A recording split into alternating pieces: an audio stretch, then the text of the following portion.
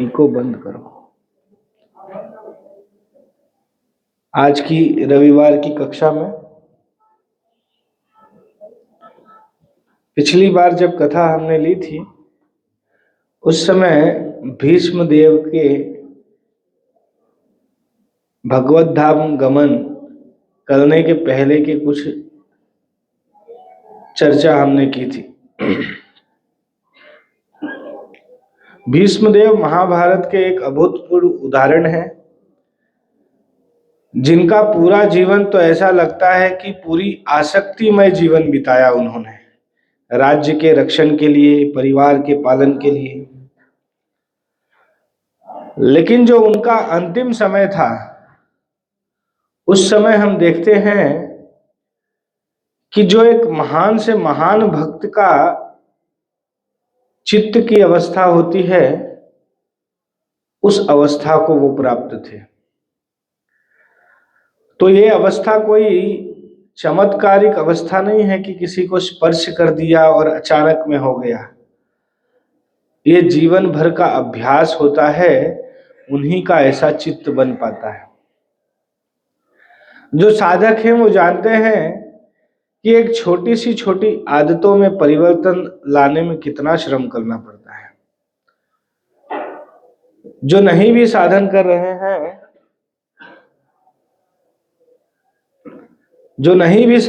रहे हैं, वो लोग भी जानते हैं कि अपने दिनचर्या में अगर थोड़ा भी हमको परिवर्तन करना पड़े तो बहुत ही कठिन जान पड़ता है। इसीलिए भीष्मदेव एक ऐसे उदाहरण हैं कि जिन्होंने ऐसा दिखाया अपने चरित्र से। पिछली बार हमने चर्चा की थी कि उनकी इच्छा थी कि मैं अंत में देख सकूं कि जो हस्तिनापुर राज्य है एकदम सुरक्षित हो चहुं दिशाओं से और एक धर्मात्मा राजा के अंतर्गत हो। उस समय ही प्राण त्यागूंगा मैं। इतने बलवान थे, उनको इतना आशीर्वाद था कि वो इच्छा मृत्यु का वरदान प्राप्त किए हुए थे। आज संसार में किसी के पास इच्छा मृत्यु है, इसका प्रमाण यह है कि हम देखते हैं चलते फिरते लोग मर रहे हैं, पता नहीं चलता है कब क्या हो जाए किसके साथ। कोई गारंटी किसी के पास नहीं है, उनके पास थी गारंटी। जब तक वो इच्छा ना करे तब तक उनके प्राणों का हरण स्वयं काल भी नहीं कर सकता था। ऐसा वरदान उनको प्राप्त था, उनके पिताजी ने ही प्रदान किया था। तो इतने सामर्थ्यवान थे।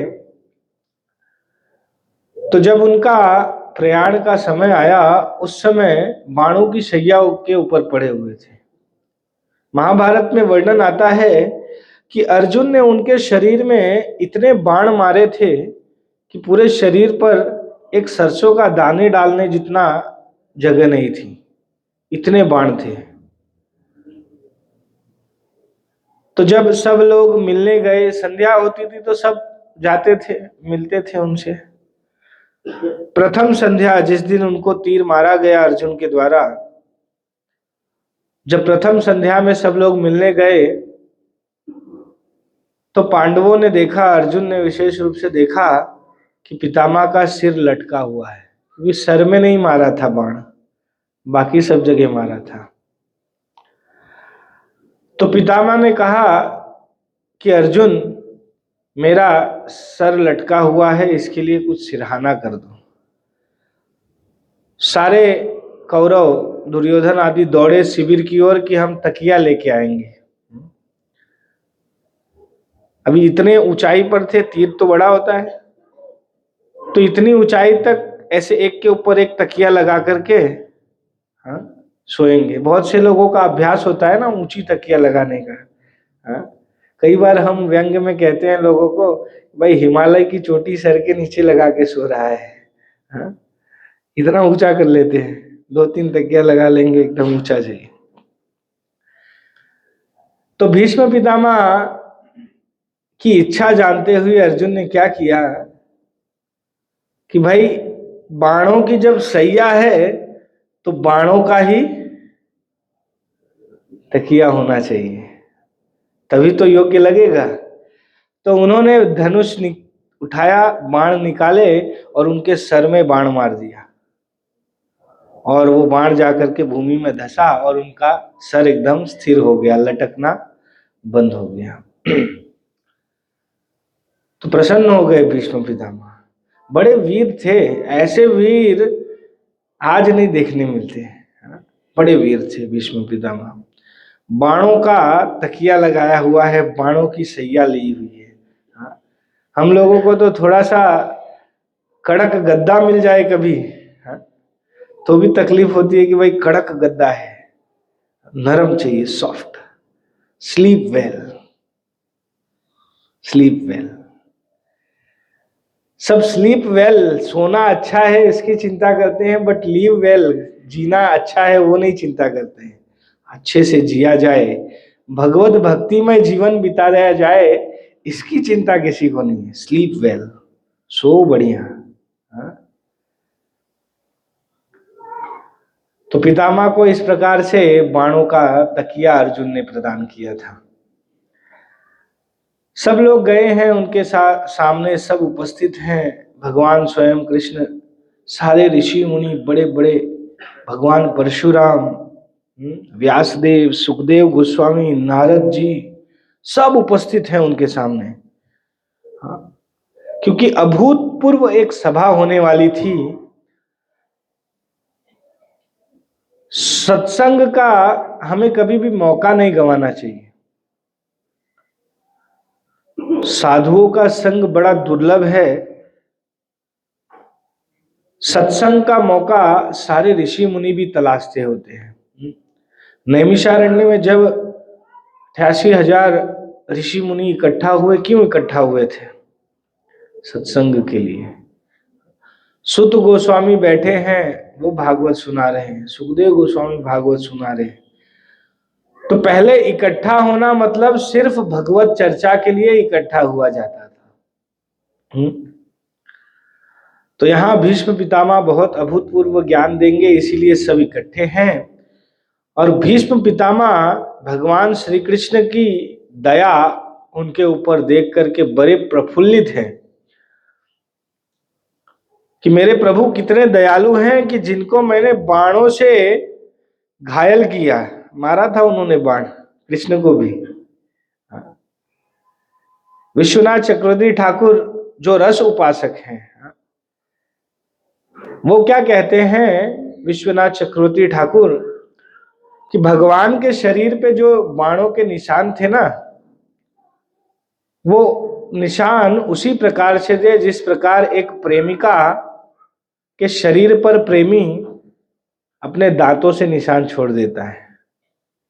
वो निशान उसको कष्ट नहीं प्रदान करता, आनंद प्रदान करता है। तो ऐसे ही भगवान के शरीर पर जो बाणों का घाव है, वो भगवान को आनंद प्रदान कर रहा है, दुख नहीं कर रहा है।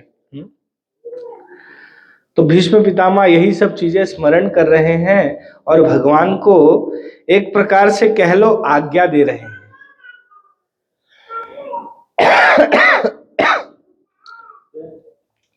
भक्त का इतना प्रेममय संबंध होता है भगवान के साथ कि भगवान को भक्त आज्ञा भी दे सकता है।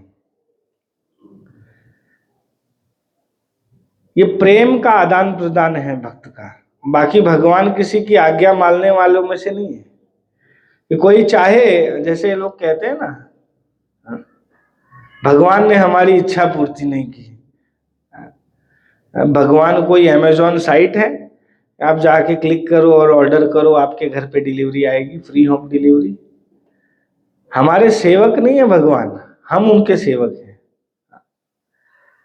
लेकिन भगवान के भक्तों की आज्ञा भगवान मानने को तैयार हो जाते हैं। भीष्म पितामह ऐसे ही कैटेगरी के एक भक्त हैं। हर कोई ना समझ ले मैं भक्त हूं, मैं भी आज्ञा दे सकता हूं भगवान को।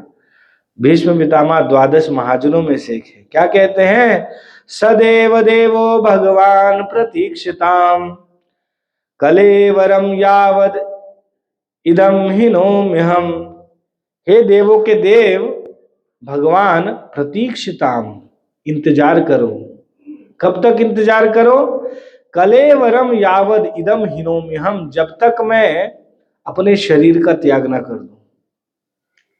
अब उसका टाइम ड्यूरेशन क्या है? कई बार घरों में होते हैं बुजुर्ग लोग, बीमार होते हैं, बहुत कष्ट पा रहे होते हैं, घर वाले राह देख रहे होते हैं कि कब इनकी मृत्यु हो जाए, बहुत कष्ट पा रहे हैं।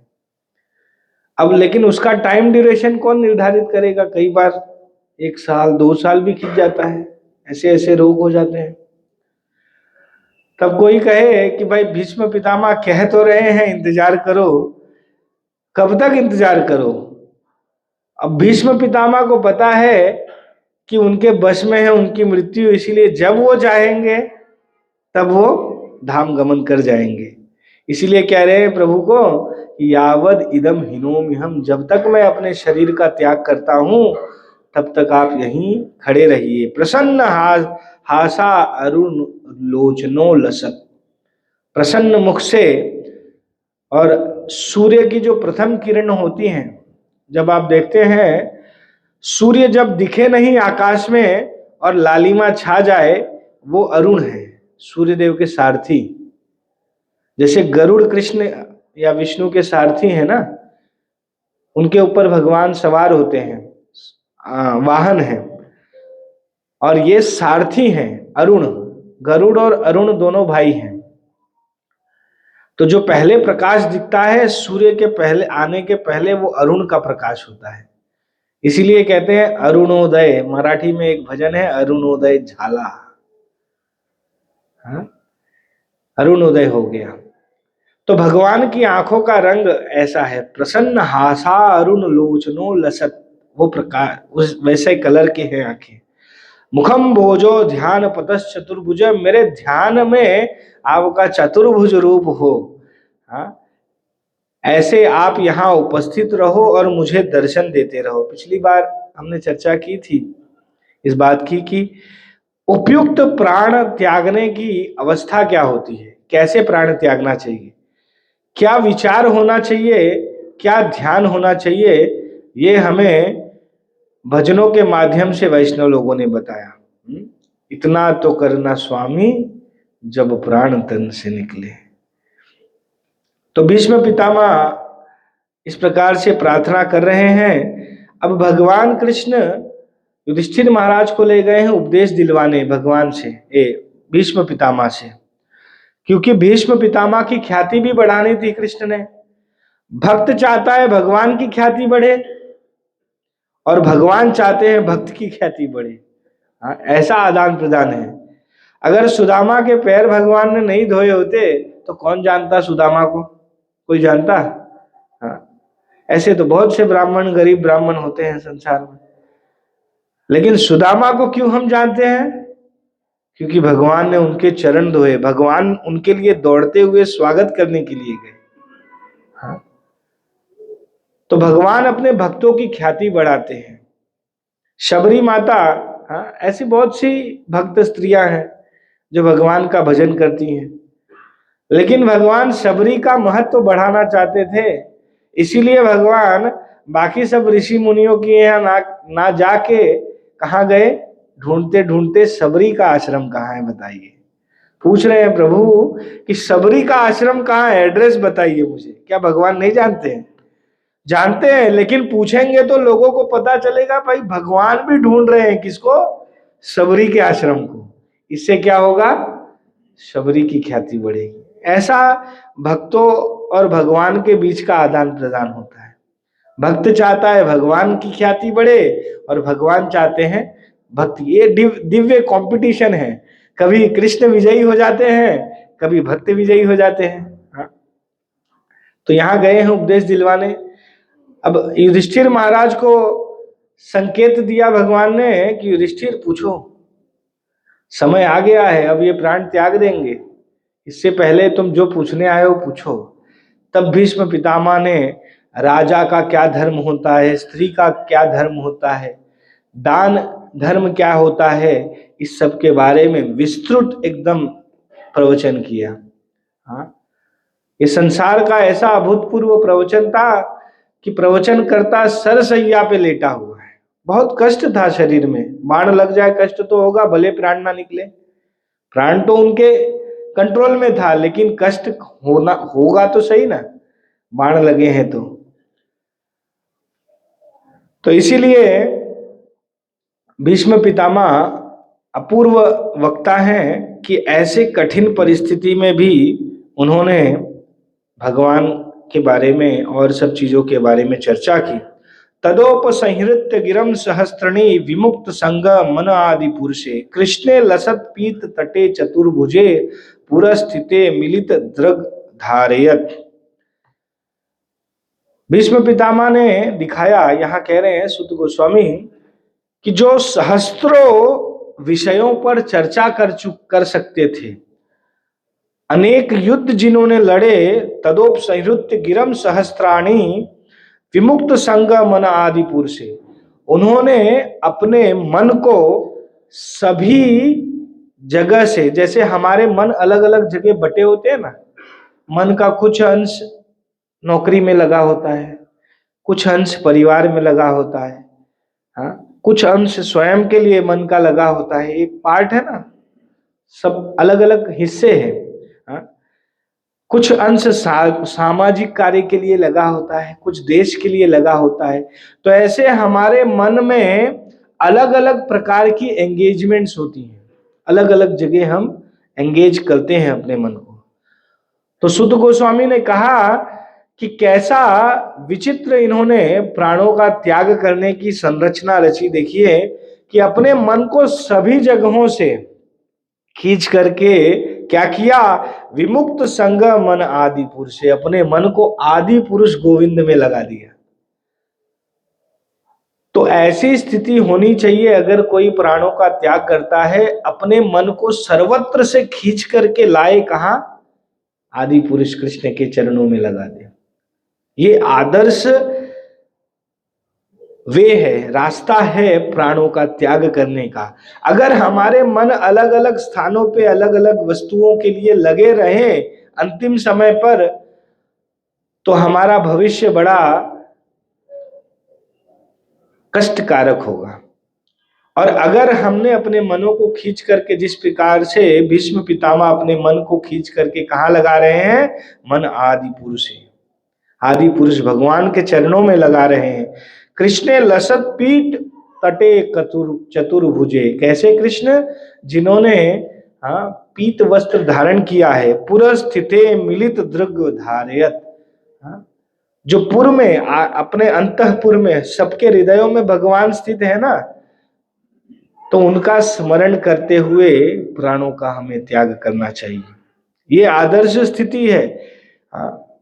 भीष्म पितामह के अलावा आप जानते हैं धृतराष्ट्र ने बहुत पाप किया था और वैष्णव अपराध किया था।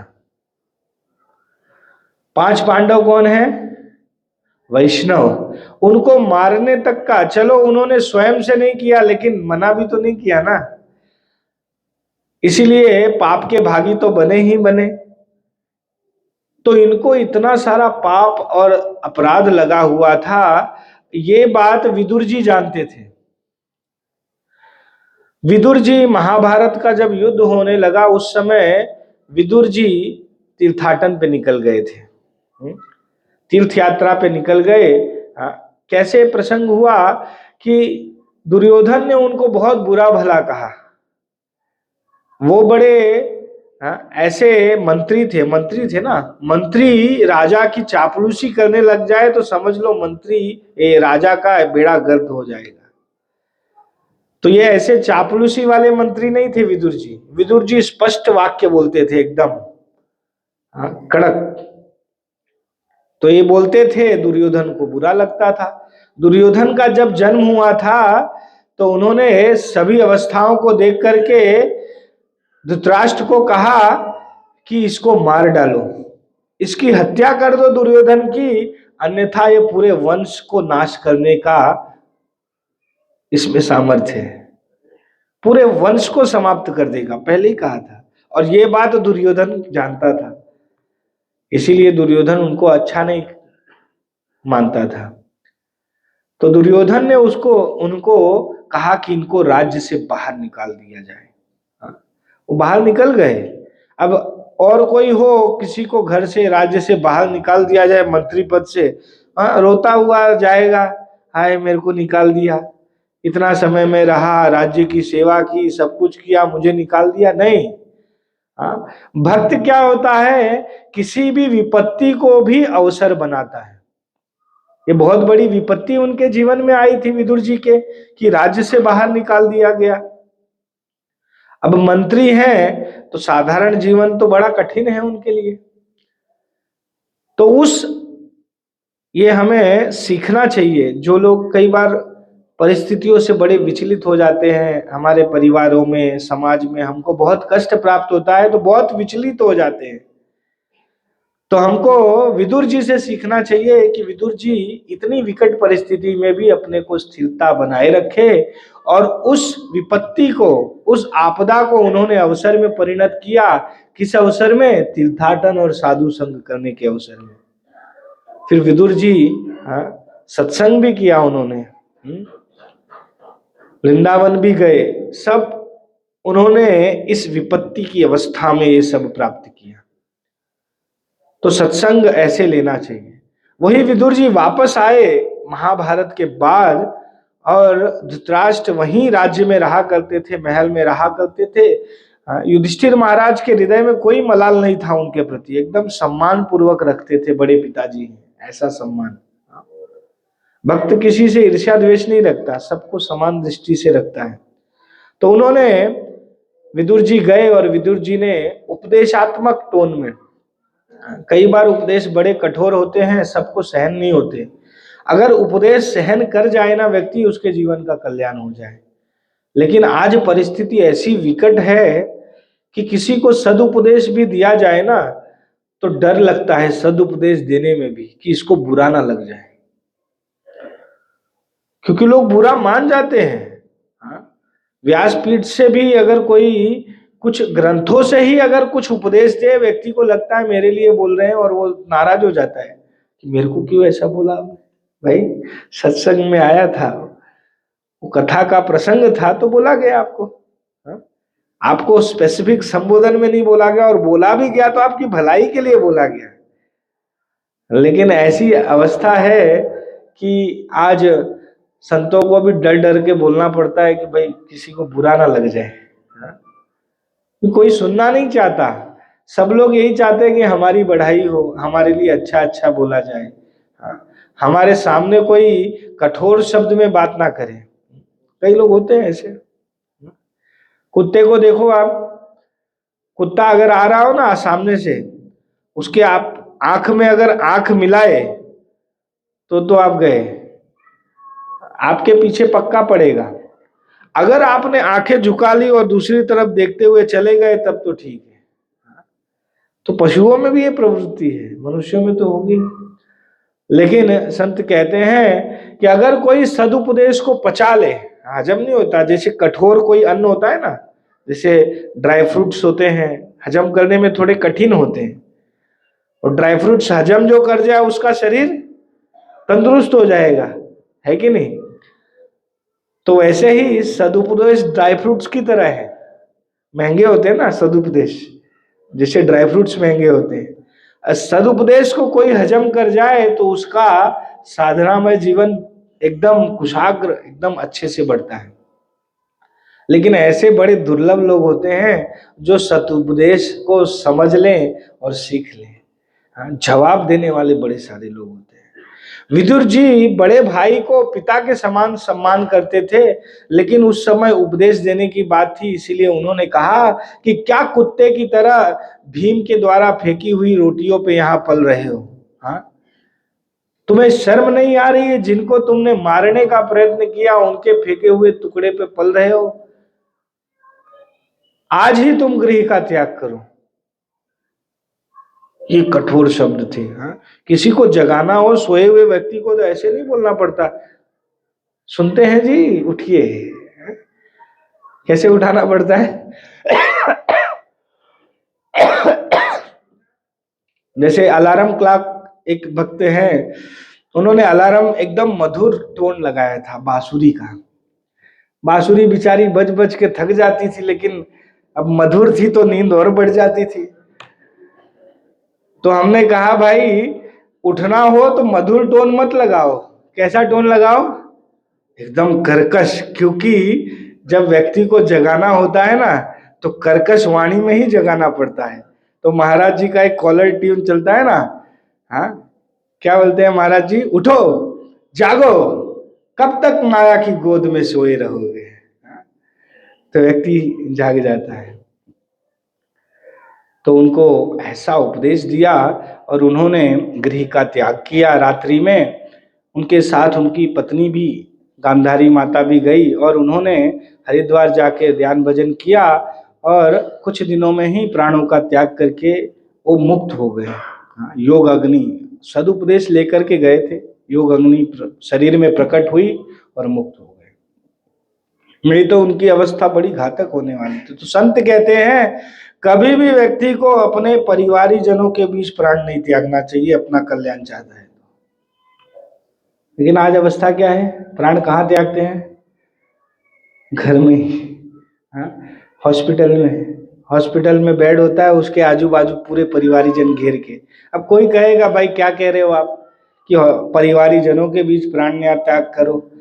परिवारी जनों के बीच आपने प्राण त्याग कर लिया तो फायदा क्या होगा ये बताओ मुझे। उससे अच्छा है कि वन गमन करके प्राणों का त्याग किया जाए, जिससे तो अपनी चित्त वृत्ति को भगवान में लगाना आसान होगा। परिवारी जन होंगे, जैसे एक सेठ थे, प्राण निकल नहीं रहे थे, लेटे हुए थे, इशारा किए जा रहे थे, कुछ बोलना चाह रहे, ऐसा लग रहा था उनके पुत्रों को। तो पुत्र लोग वैद्य को बुलाए। पुत्रों ने सोचा कुछ कहीं खजाना वजाना गाड़ रखा होगा, पिताजी ने बताना चाहते होंगे लोकेशन कि भाई इस स्थान पे खजाना है, ले लो। तो पुत्रों ने वैद्य को बुलाया। वैद्य ने कहा कि मैं उनको कुछ सेकंड के लिए बोलता हुआ कर सकता हूं, लेकिन वो औषधि बड़ी महंगी है, वो औषधि अगर इनको खिलाई जाए तो ये बोल पड़ेंगे।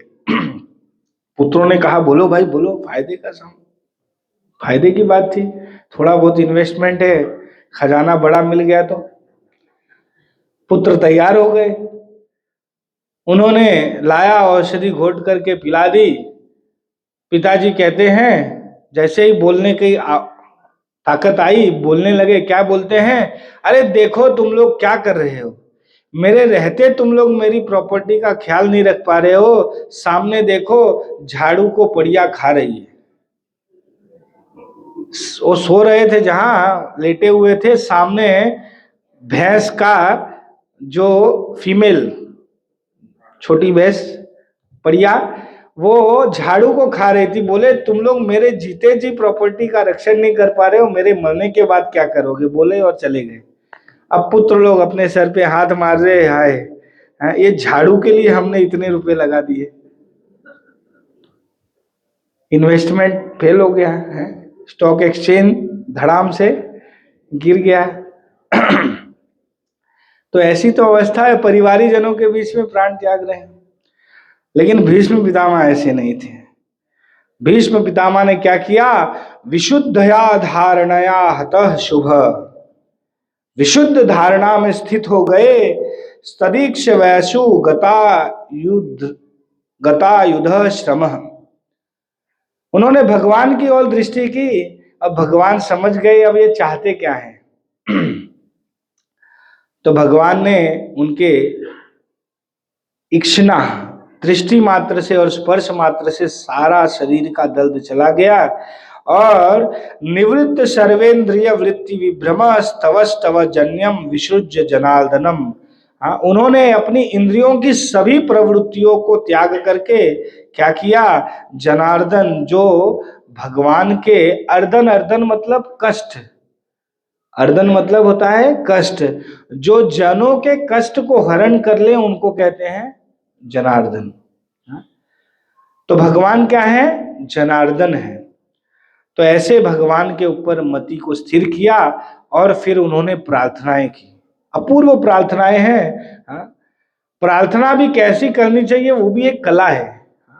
क्या मांगना चाहिए भगवान के सामने जा करके? हम लोग क्या करते हैं, जा करके जाएंगे भगवान के सामने, प्रभु सुख संपत्ति कर आवे, कष्ट मिटे तन का, ओम जय जगदीश हरे। यही मांगे क्या? सुख संपत्ति घर आवे, यही सब मांगते हैं ना। पुत्रम देही धनम देही देही देही। जा करके भगवान के सामने पूरा लिस्ट बताते हैं, अपने कार्ट में ऐड करते हैं ना, शॉपिंग में तो सुख ऐड करते हैं, गाड़ी बंगला पुत्र पौत्र बहू पत्नी सब ऐड करके आ जाते हैं कार्ट में। भगवान डिलीवर करें आपको एक एक समय समय से। तो प्रार्थना क्या करनी चाहिए, ये आचार्यों से सीखना चाहिए। विशुद्ध प्रार्थनाएं करनी चाहिए, भगवान से कभी भौतिक वस्तुओं की मांगनी नहीं करनी चाहिए। हमको वास्तविकता में किन चीजों की आवश्यकता है भगवान जानते हैं। भगवान को बताने की जरूरत नहीं है मुझे ये दो। माता जैसे जानती है ना पुत्र को क्या चाहिए। पुत्र का हर एक टाइम पे एक ही रिस्पॉन्स होता है, रोना।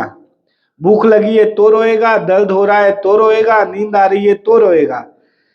जो ममतामयी माता है उसको पता है कि अब ये भूख के लिए रो रहा है, ये नींद का रोना है, या कष्ट का, दुख हो रहा है, कुछ दर्द हो रहा है उसका रोना है। माता को समझ में आ जाता है। तो जब एक संसारिक माता को ये चीजों का ज्ञान हो सकता है, जो सभी के माता पिता हैं भगवान श्री कृष्ण, क्या उनको ज्ञान नहीं है कि हमको किन चीजों की आवश्यकता है? कभी कभी बच्चे झूठा मूठा भी रोते हैं, डुप्लीकेट रोएंगे, करेंगे, आंसू एक भी नहीं गिरता। अब वो माता को पता है कि ये डुप्लीकेट रोना है, ओरिजिनल वाला नहीं है। तो उस समय माता उसके पास नहीं जाएगी। मान लो रसोई में माता काम कर रही है और बच्चा उधर नाटक कर रहा है रोने का, माता को पता है अभी ड्रामा चल रहा है, माता जाएगी नहीं उसके पास, अपना काम करती रहेगी। तो ऐसे ही हम जो नाटक वाला रोना भगवान के सामने रोते हैं ना, वो भगवान जानते हैं कि अभी ये कोई काम का रोना नहीं, ऐसे ही नाटक चल रहा है। तो भगवान से कोई भौतिक वस्तु ना मांगे, क्योंकि भगवान हमारे माता पिता हैं। वो जानते हैं कि हमें किस समय किस चीज की आवश्यकता है। आवश्यकता होगी वो चीज को भगवान प्रदान कर देंगे। और जिन वस्तुओं से, समझ लो कि जो चीजें हमने जीवन में चाही है, अगर वो हमें प्राप्त नहीं हुई तो मान लेना कि वो भगवान की कृपा है हमारे ऊपर। अब ऐसी बुद्धि कहाँ आए किसी के पास कि नहीं मिला तो कृपा है, नहीं मिला तो कृपा है। क्यों? क्योंकि हमने वो समझ लेना चाहिए कि अगर वो मिल जाता तो हमारे लिए जरूर नुकसान करता, जरूर नुकसान करता। लेकिन क्या है कि हम सोचते हैं मिला तो भगवान अच्छे, नहीं मिला तो भगवान, हमने देखा है बहुत से लोगों को, कभी कुछ मांग के आते हैं, हनुमान दादा हमको ये देना, नहीं मिला, हनुमान दादा को छोड़ा, गणपति दादा को पकड़ा। गणपति दादा से मांगा, गणपति दादा ये देना, उनको उन्होंने नहीं दिया कि माता को पकड़ा, दुर्गा माता को पकड़ लिया। उन्होंने नहीं दिया, खोडियार माता को पकड़ा, और कोई माता को पकड़ा। बदलता रहता है हमारा श्रद्धा का केंद्र, क्योंकि हमको भौतिक वस्तुएं चाहिए, नहीं मिला तो अलग अलग जगह प्राप्त करने की इच्छा रखते हैं। आप लोग जो पाटन जाते हो, अगर मोढेरा से पाटन की ओर जो जाने का रास्ता, आप देखो रास्ते में बोतलें पड़ी होती है, साइड में देखा है? वडावली देखा होगा आप सभी ने, बहुत सारी बोतल पड़ी है। हाँ, मोढेरा चाणस्मा का रास्ता जो है, तो कोई भौतिक अभिलाषा से लोगों ने बोतलें चढ़ाई है कि भाई कुछ हमें प्राप्त हो जाए। जब माताओं की संख्या सबकी खत्म हो गई, अलग अलग माताओं के पास जा लिए, बोले इनसे नहीं मिला, अब किसी और को पकड़ते हैं। नहीं मिला तो पहुंच जाते हैं दरगाहों में।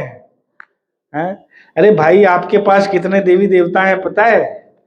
वो कम पड़ गए कि आप दरगाहों में जाकर के मांगनी कर रहे हो। बहुत लोग देखते हैं ताबीज पहनते हैं हिंदू लोग, सनातनी होकर के। क्या आपको आपके भगवान के ऊपर भरोसा नहीं है? आपको जिस चीज की आवश्यकता नहीं है वो भगवान नहीं प्रदान करेंगे, और नहीं प्रदान करना ये कृपा है, ये मान लेना, गांठ मार लेना इस बात को कि अगर हमको जो इच्छा है, अभिलाषा है, नहीं मिला तो भगवान की कृपा है। तो भीष्म पितामह प्रार्थना कर रहे हैं, शुद्ध प्रार्थना क्या है? कहते हैं, इति मतिर उपकल्पिता वितृष्णा भगवती सात्वत पुंगवे विभुम्नि स्वसुखम उपागते क्वचिद विहर्तुम प्रकृति मुपेयुष यद भवः प्रवाह। भीष्म देव ने कहा, अभी तक मैं सोचता जो अनुभव करता था, जो चाहता था, वह विभिन्न विषयों तथा वृत्तियों के अधीन था, किंतु अब मुझे उसे परम शक्तिमान भगवान श्री कृष्ण में लगाने दो। अलग अलग जगह वृत्तियां फंसी होती हैं, जैसे हमने चर्चा की। तो सभी वृत्तियों से, सभी स्थानों से खींच करके क्या कह रहे हैं कि अब मुझे परम शक्तिमान भगवान श्री कृष्ण में लगाने दे। स्वसुखम उपागते भगवती सात्वत पुंगवे विभुम्नि। भगवान के बारे में क्या कह रहे हैं कि भगवती वितृष्णा इति मतिर उपकल्पिता विष्णा। मान लो ऐसे कह रहे हैं भीष्म पितामह कि उनकी एक पुत्री हो। कौन? मति। मति एक पुत्री है उनकी, और उस पुत्री को एक अच्छे वर को प्रदान करना चाहते हैं भीष्म पितामह। अब भगवान से अच्छा वर कौन मिलेगा? हाँ, मीराबाई ने कहा ना, ऐसे वर को क्या वरूं जो जन्मे मर जाए। ऐसा पति क्या करना जो जन्मे और मर जाए। वर तो वरु में सांवला जाको छुड़लो अमर हो जाए। हाँ, कि ऐसे वर को वरिए, किसको? श्याम सुंदर श्री कृष्ण को, कि कभी विधवा होने की नौबत ही नहीं आएगी। संसारिक पुरुषों को वर के रूप में स्वीकार करेंगे तो विधवा अवश्य होंगे, लेकिन भगवान को वरेंगे तो कभी विधवा होने का नौबत नहीं आएगा। वही बात यहाँ भीष्म पितामह कह रहे हैं कि मैं अपनी पुत्री रूपी मति को उत्तम जो पुरुष है भगवान श्री कृष्ण, उनसे विवाहित करना चाहता हूं, और सभी प्रकार के विषयों से इसको अलग करके। वितृष्णा भगवती सात्वत पुंगवे विभुम्नि। सात्वत मतलब भगवान सात्वत वंश के है ना। यदुवंश भी कहा जाता है, वृष्णि वंश भी इनके पूर्वजों का नाम है, सात्वत भी उनके पूर्वज हैं। तो भगवती सात्वत पुंगवे विभुम्नि। विभुम्नि मतलब महान, द ग्रेटेस्ट। अब भगवान से बड़ा महान तो संसार में कोई नहीं है, कल्पना भी नहीं की जा सकती। इसीलिए ब्रह्म संहिता में स्पष्टता से ब्रह्मा जी कहते हैं कि ना भगवान से कोई बड़ा है, ना भगवान के कोई बराबर है, कोई बराबरी नहीं कह सकता। संसार में भावनात्मक रूप से लोग अलग अलग चीजें कहते हैं। हाँ? जननी जन्मभूमिश्च स्वर्गादपि गरीयसी, ये एक स्तर है। हाँ? कोई माता पिता को सबसे श्रेष्ठ मानता है। हाँ? वैदिक शास्त्र हर एक को समाहित करता है। मान लो कोई व्यक्ति है जो किसी को नहीं मानता, तो वैदिक शास्त्र क्या कहते हैं? भाई किसी को मत मान, अपने माता पिता को तो मान ले, तो माता पिता की वो सेवा पूजा करे, ऐसा उसको निहित किया जाता है। जब माता पिता की सेवा करने लग जाता है तो वैदिक शास्त्र उसको ये आदेश देते हैं कि भाई चलो, माता पिता की सेवा कर रहा है तो इसकी भावना थोड़ी ऊपर उठी है। अब उसको बताया जाता है कि भाई माता पिता की सेवा तो ठीक है, अच्छा है, कर रहा है, तेरे माता पिता हैं, अब उन माता पिता की सेवा कर जो तेरे माता पिता के भी माता पिता हैं। वो कौन है? भगवान। तो ये स्तर है, स्टेजेस हैं अलग अलग। लोएस्ट स्टेज अलग है, फिर हाईएस्ट स्टेज क्या है? भगवान की सेवा करना। उससे भी ऊपर का स्तर क्या है? भगवान के भक्तों की सेवा। हाँ? भगवान स्वयं कहते हैं, जितना मैं हवन कुंड में डाले हुए भविष्य से प्रसन्न नहीं होता हूं, उतना मेरे भक्तों के मुख में दिए हुए प्रसाद से प्रसन्न होता हूं। मेरे भक्तों के मुख के द्वारा मैं प्रसाद ग्रहण करता हूं। तो ये टॉप मोस्ट स्तर है। अब इसको कौन समझेगा? जो किसी को नहीं मान रहा है वो समझेगा कि भगवान के भक्त सबसे टॉप मोस्ट है। ये भावना आना बड़ी मुश्किल है। ये भावना आ जाए ना व्यक्ति को कि भगवान के भक्त सबसे श्रेष्ठ है। एक संत की कथा बताता हूं। वो बड़े संत सेवी थे। ऐसी विशिष्टता थी कि किसी भी भक्त में, संत में दोष दर्शन उन्होंने करना ही नहीं। उनके पास बहुत सारे लोग आया करते थे, सबको पता था भाई इनके यहाँ भेजेंगे तो संतों की सेवा हो जाएगी, भोजन पानी मिल जाएगा। तो एक दिन उनके यहाँ बहुत सारे संत आए। अब कुछ जो संत हैं वो लोग वो चिलम पीते हैं। अब वो उपस्थित नहीं थे तो इकट्ठा होकर के चिलम पीने वाले जो संत थे वो लोगों ने चिलम जलाई और फूंकने लगे। जैसे ही वो प्रवेश किए, उन्होंने, जो लोग चिलम पी रहे थे उन्होंने छुपा लिया चिलम। अब चिलम भले छुपा लो, सबूत कहाँ छुपेगा, धुआं कहाँ जाएगा, है? धुआं नहीं छुपेगा ना। तो धुआं दिख गया उनको, वो समझ गए कि भाई ये लोग चिलम पी रहे थे और छुपा लिया मुझे देख के। वो उनके पास गए, अरे बोले अरे अरे आप लोग चिलम जलाए हैं, बहुत अच्छी बात है, मुझे भी बहुत गैस हो गई है। चिलम पीने से क्या होगा, गैस दब जाएगी, लाइए मैं भी थोड़ा लेता हूं। वो खैर चिलम पीते नहीं थे, लेकिन उन्होंने क्या किया कि वो लोग पी रहे हैं, उनको मेरे कारण कष्ट ना हो, भावना की बात हो रही है, ऐसा नहीं कह रहे हैं कि भाई जो पी रहा है पीने दो, समझ रहे हैं ना, भावना की बात संतों के प्रति। तो उन्होंने कहा और लिया चिलम, ऐसे बाजू में करके फूंक मारा, मुंह में नहीं डाला, और धुआं ऐसे उड़ा, सबको लगा हाँ अब हम लोग फ्री हैं, अब ये भी हमारे ही कैटेगरी के हैं तो हम लोग भी पी सकते हैं। अब भावना का स्तर देखिए कि उनको कष्ट ना हो संतों को, इसीलिए उन्होंने भी ऐसे नाटक किया चिलम पीने का, तो किसी प्रकार से भक्तों को कष्ट ना हो। लेकिन हम लोग चलते फिरते भक्तों के प्रति कुछ भी बोलते होते हैं। हमारी जीभ, 2 इंच की जीवा में इतनी क्षमता है कि पता नहीं कितने भक्तों का अपमान हम कर सकते हैं, मजाक मजाक में अपमान कर देते हैं। लेकिन ऐसा करना नहीं चाहिए। ये बहुत ऊंचा स्तर है, ये प्राप्त होगा तो हम हीरे बन जाएंगे, भगवान के चरणों में अर्पित होने लायक। तो ये क्या कह रहे हैं, स्वसुखम उपागते क्वचित विभल तुम। स्वसुख, भगवान को अपने सुख के लिए किसी की आवश्यकता नहीं, इतना हमें समझ लेना चाहिए। बहुत से लोगों को लगता है कि अरे भगवान, अगर भगवान की सेवा नहीं की जाए तो भगवान सेवा बिना रह जाएंगे। भाई तुम्हारे जैसे कितने भगवान के सामने तल्ले घिस रहे हैं, कोई नहीं कर पाया। लक्ष्मिया, लक्ष्मी सहस्त्र सव्य से मानम, लक्ष्मी सहस्त्र सब, सहस्त्रों सहस्त्रों लक्ष्मियां भगवान की सेवा में संलग्न है। क्या हम लोग भगवान की सेवा जो लक्ष्मी माता करती है उस स्तर को पा सकते हैं? ये तो वही बात हो गई कि एकदम उपयुक्त सेवक है, उस सेवक से सेवा लेने के बजाय मालिक क्या कर रहा है, ऐसे सेवक से सेवा ले रहा है जो सेवक इच्छा ही नहीं रखता सेवा करने की।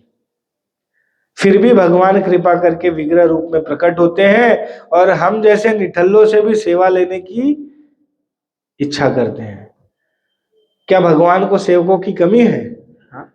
क्या हम भगवान को भोग नहीं लगाएंगे तो क्या भगवान भूखे मर जाएंगे? हमारे जैसे खिलाने वाले बहुत हैं भगवान को। लक्ष्मी जी, राधा रानी स्वयं, राधा रानी कोई भी आइटम आज तक रिपीट नहीं हुआ है जो भोजन बनाती राधा रानी। हम लोग क्या करते हैं, 2-4 सब्जियों से खेलते रहते हैं, पत्ता गोभी, फूल गोभी, सर्कल चलता रहता है। राधा रानी ने रिपीट ही नहीं की कोई आइटम आज तक। अब बताओ उनका सेवा का स्तर और हमारा सेवा का स्तर कहाँ है? कंपैरिजन नहीं हो सकती, लेकिन हमको समझना चाहिए कि भगवान फिर भी दया करके राधा रानी से भी सेवा ले रहे और हम जैसे सो भी सेवा ले रहे हैं। ये भगवान की हमारे ऊपर दया है, हमारा उपकार नहीं है भगवान के ऊपर कि प्रभु तुम्हारी सेवा कर रहा हूं। इससे प्रभु का कोई फायदा नहीं, फायदा किसका होगा? हमारा होगा, ये समझना चाहिए। स्वसुखम उपागते, भगवान को अपने सुख के लिए किसी की आवश्यकता नहीं है। भगवान आत्मा राम है, आप्त काम है, उनको किसी की आवश्यकता नहीं है, लक्ष्मी जी की भी आवश्यकता नहीं। संसार में संतान जन्म करने के लिए स्त्री की आवश्यकता पड़ती है ना पुरुषों को, भगवान को संतान उत्पत्ति के लिए भी स्त्री की आवश्यकता नहीं है। हाँ, ऐसे आत्मा राम है, आप्त काम है, किसी की आवश्यकता नहीं भगवान को। लेकिन फिर भी दया करके भगवान हमारे ऊपर कृपा करने के लिए हम लोगों को अलग अलग प्रकार की सेवाओं में संलग्न करते हैं। तो ये हमारे ऊपर, हमारी कृष्ण के ऊपर कृपा नहीं, कृष्ण की हमारे ऊपर कृपा है कि वो सेवा हमसे ले रहे हैं। उत्तम सेवकों के होने के बावजूद अधम सेवकों से भी सेवा लेने के लिए भगवान तत्पर है। ये भगवान की दया है। तो भगवान प्रकृति के कंट्रोलर हैं। प्रकृति पेयुष यद भव प्रवाह, सभी प्रकृति भगवान के। भगवत गीता में जैसे श्री कृष्ण कहते हैं कि दैवी ऐशाम गुणमयी मम माया दुरत्तया, भगवान की प्रकृति दैवी है, उनकी माया है प्रकृति। भगवान मम मया अध्यक्षेन प्रकृति सूयते सचराचरम हेतु नानेव कौन्तेय जगत विपरिवर्तते। भगवान की अध्यक्षता में प्रकृति काम कर रही है। भीष्मदेव क्या कह रहे हैं, किंतु कभी कभी भक्तों के नायक होने के कारण इस भौतिक जगत में अवतरित होकर दिव्य आनंद लाभ करते हैं। भगवान को यहाँ आने की आवश्यकता ही नहीं है, कोई बाध्य नहीं कर सकता उनको, लेकिन हमारे ऊपर कृपा करने के लिए भगवान यहाँ अवतरण लेते हैं। यद्यपि यह सारा भौतिक जगत उन्हीं के द्वारा सृजित है। ऐसे भगवान सदैव मेरे स्मरण में रहे। आगे कहते हैं भीष्म पितामह, त्रिभुवन कमलम तमाल वर्णम रविकर गौरम वरांबरम दधाने। त्रिभुवन कमलम, भगवान त्रिभुवन के द्वारा काम्य व्यक्ति है। त्रिभुवन मतलब भू भुव स्व, तीन डिवीजन किया गया। हाँ, ऐसा कोई लाइन नहीं है, लेकिन 3 डिवीजन किया गया है। त्रिभुवन कमनम, त्रिभुवन में सभी लोग भगवान की ही कामना करते हैं। हमको नहीं पता है हम भगवान की कामना कर रहे हैं, लेकिन कामना तो सभी की क्या है, भगवान की ही। क्यों? आनंदमय अभ्यासात, हम आनंद का ढूंढ रहे हैं ना, अलग अलग स्थानों में आनंद ढूंढ रहे हैं। कोई खाने में ढूंढ रहा है, कोई घूमने में ढूंढ रहा है, कोई अच्छे कपड़े में ढूंढ रहा है। सब लोग आनंद की तलाश में है ना। वो आनंद है कौन? वो भजन गाते हैं ना जन्माष्टमी में, नंद घर आनंद भयो भयो नंद लाल की।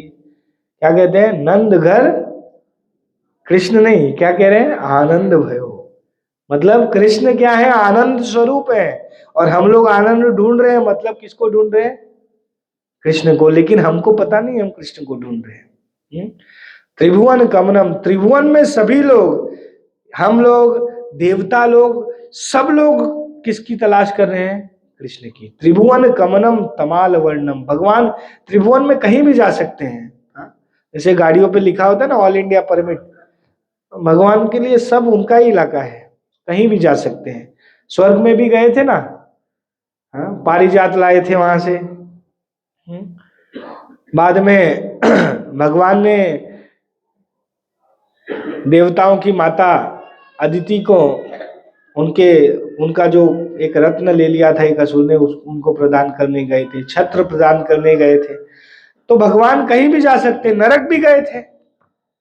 हाँ, भगवान कहीं भी जा सकते हैं। तमाल वर्णम, तमाल वृक्ष होता है।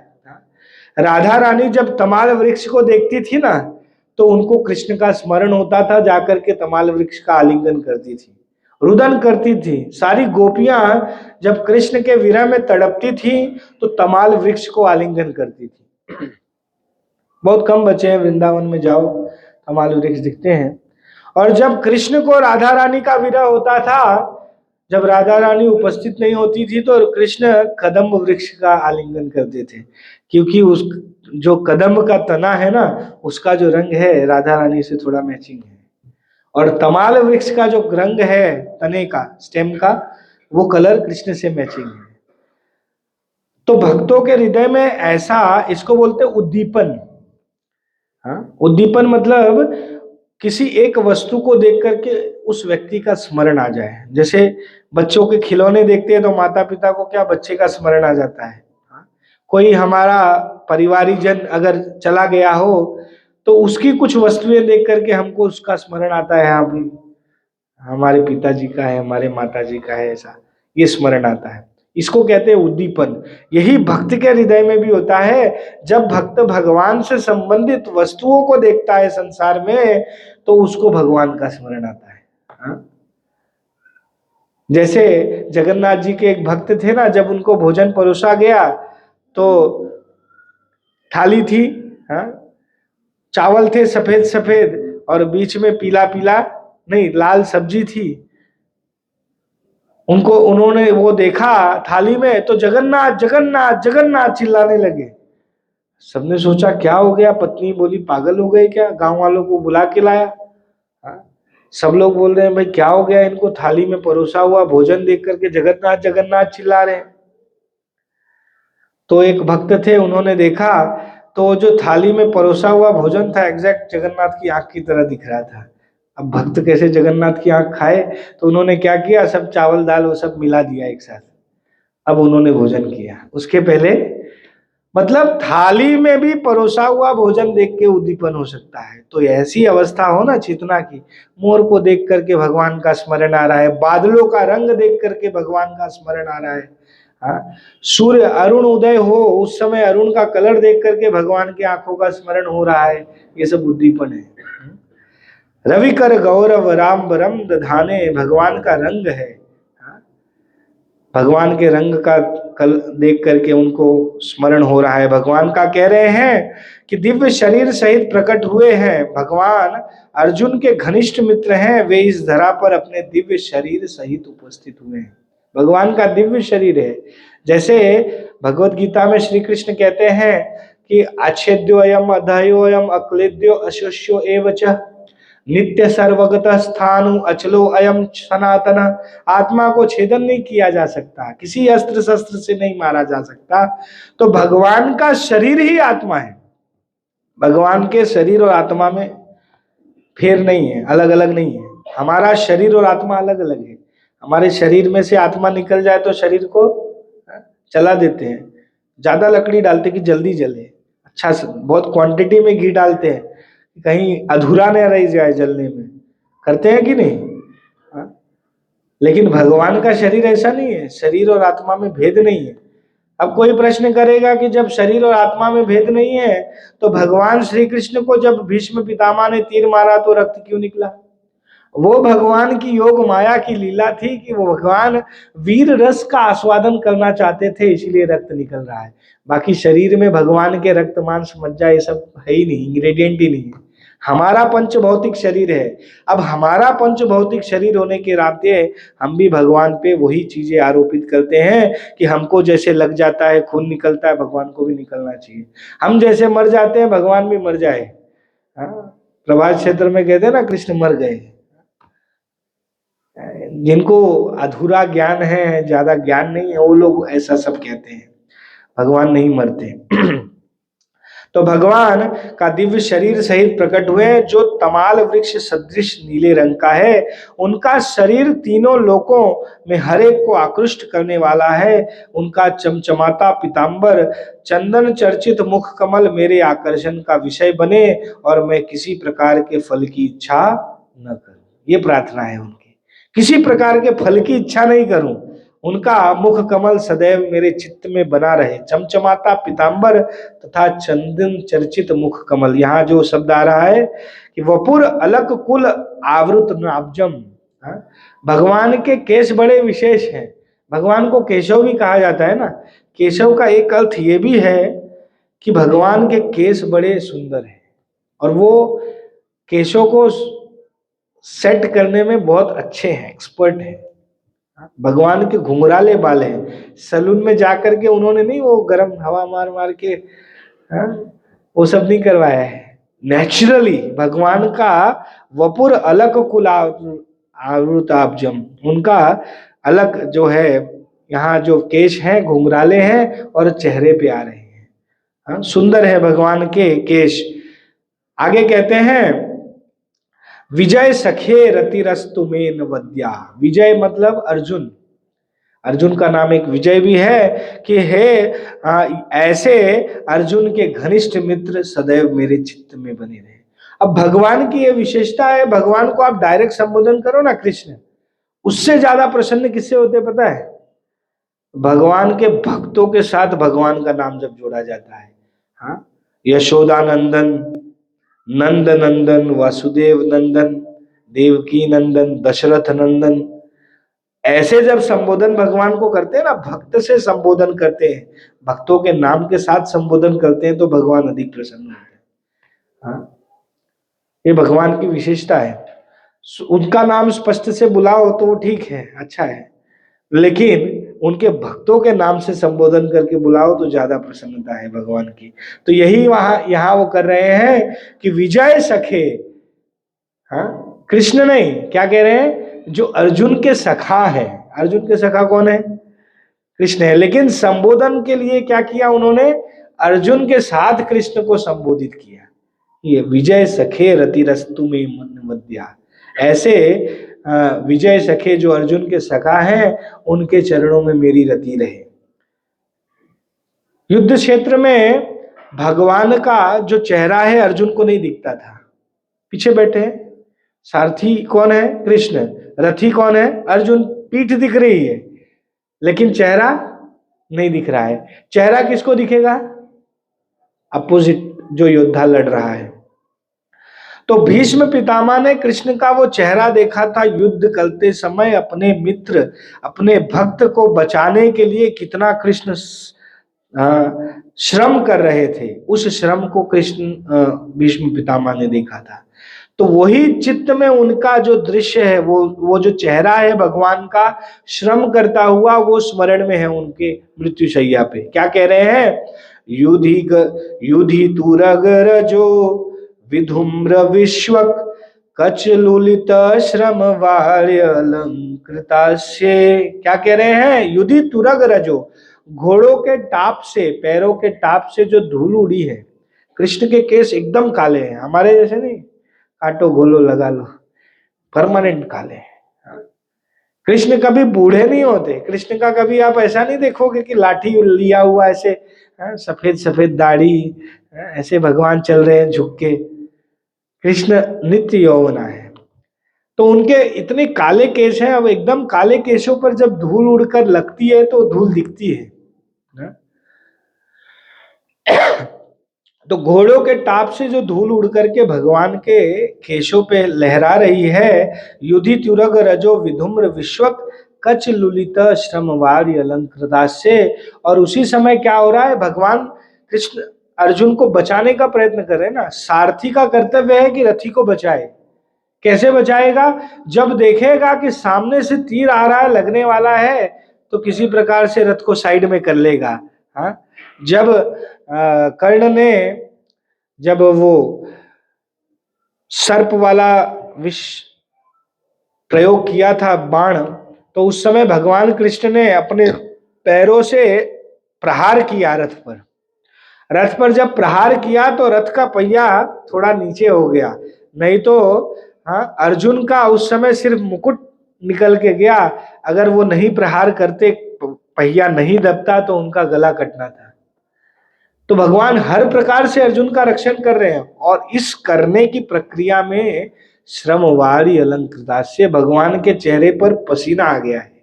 वो पसीने को भी देख रहे हैं भीष्म पितामह, क्योंकि भीष्म पितामह ने बहुत भीषण युद्ध किया था। दुर्योधन ने उनके ऊपर आरोप लगाया कि तुम्हारे पोते हैं, हाँ, तुम उनका साइड ले रहे हो, भले हमारे साइड से लड़ रहे हो। तुमने एक भी पांडव को आज तक नहीं मारा, मेरे कितने भाई मारे गए। पितामह से सहन नहीं हुआ। पितामह ने कहा ठीक है भाई, कल मार दूंगा। ये 5 बाण, एक ना एक पांडव को कल मार दूंगा। तो दुर्योधन ने कहा मुझे आप पर भरोसा नहीं है, ये बाण मैं लेके जाता हूं। आप बाद में त्याग दोगे तो वचन, मैं आपको ये बाण दूंगा, युद्ध क्षेत्र में आपको स्मरण कराऊंगा। उन्होंने कह दिया ठीक है। अब अर्जुन, पांडव सब आराम से सो रहे हैं। चिंता किसको हो रही है? कृष्ण को। जनार्दन, जनार्दन है ना, उनको चिंता हो रही है, भक्तों को चिंता नहीं। आराम से, कई बार लोग कहते हैं भक्त निश्चिंत है। निश्चिंत क्यों नहीं होंगे भाई? निश्चिंत होंगे। हाँ? रक्षक जो कृष्ण है इसलिए निश्चिंत होंगे। तो भक्तों की निश्चिंतता को हम आलस्य ना समझे, ये भ्रम है हमारा। वो निश्चिंत क्यों है? क्योंकि कृष्ण के ऊपर पूर्ण विश्वास है। यहां भीष्म पितामह ने प्रयत्न किया और कृष्ण ने क्या किया, भेज दिया अर्जुन को दुर्योधन के पास। दुर्योधन का रक्षण किया था अर्जुन ने। जब उसको वनवास के समय में पकड़ लिया था यक्षों ने, तो उस समय दुर्योधन ने कहा था कि मैं भी तुम्हारे प्राणों की रक्षा करूंगा। तो अर्जुन गए और वो बाण मांग लिया, बाण लेकर के आ गए। और बाद में कृष्ण ने द्रौपदी माता को भी भेज दिया कि जाओ। किधर जाओ? पितामह के यहाँ। चल रही थी द्रौपदी माता, तो चलने में कठिनाई हो रही थी, चप्पल पहने हुए थे। तो कृष्ण ने कहा चप्पल निकालो, जल्दी दौड़ो। चप्पल पहन ले लिया, ऐसे भगवान अपने उत्तरी में छुपा लिए। और द्रौपदी माता दौड़ते हुए जा रही हैं, कृष्ण ने सिखा दिया था पहले ही कि घूंघट ओढ़ के जाना और सीधा भीष्म पितामह के चरण स्पर्श करना। जाकर के चरण स्पर्श किए भीष्म पितामह के, और भीष्म पितामह ने कहा अखंड सौभाग्यवती भव, तुम्हारा सौभाग्य रहे, मतलब पति का वध ना हो। जैसे ही ऊपर किया मुख, पितामह ने कहा अरे द्रौपदी तुम, किसने भेजा? तो बोले बाहर गए और देखा कृष्ण खड़े हैं, हाँफ रहे हैं, वो भी दौड़ते हुए आ रहे थे और चप्पल छुपाई हुई है। तो बोले द्रौपदी तुम क्या चिंता कर रही हो, तुम्हारा रक्षक ये है कृष्ण कन्हैया। तुम्हारे चप्पल उठाने को तैयार है, तुमको कोई नहीं मार सकता। मेरे जैसे 1000 पितामह भी आ जाए ना, तो तुम्हारे किसी भी पति का कोई हानि नहीं पहुंचा सकता। तो यही अगले दिन बहुत भीषण युद्ध किया था। उस समय भगवान के चेहरे पर श्रमवारी अलंकृताश्य। फिर कहते हैं मम निशित सरय, मेरे बाणों से भगवान का शरीर शत विक्षत हुआ। त्वचि विलसत कवचेस्तु कृष्णात्मा, कि उनके शरीरों पे लगा हुआ घाव उनकी शोभा बढ़ा रहा था कृष्ण की। अलंकरण, अलंकृताश्य, अलंकृत कर रहा था बाणों की शोभा। क्षत्रिय के शरीर पर रक्त हो शोभा प्रदान करता है। तो ये सब स्मरण कर रहे हैं भीष्म पितामह सरसैया पर, भगवान का ही स्मरण कर रहे हैं और कुछ स्मरण नहीं कर रहे हैं। मैं इतना शक्तिशाली हूं, मैंने ये किया, मैंने वो किया। हम बूढ़े लोग हो जाते हैं, अपने जीवन का अचीवमेंट ही सोचते सोचते समय व्यतीत करते रहते, मैंने ये किया वो किया। लेकिन भीष्म पितामह ने अचीवमेंट नहीं, क्या स्मरण कर रहे हैं? कृष्ण का। ये शिक्षा हमें लेनी चाहिए भीष्म पितामह से। हरे कृष्णा। धन्यवाद सभी का। श्री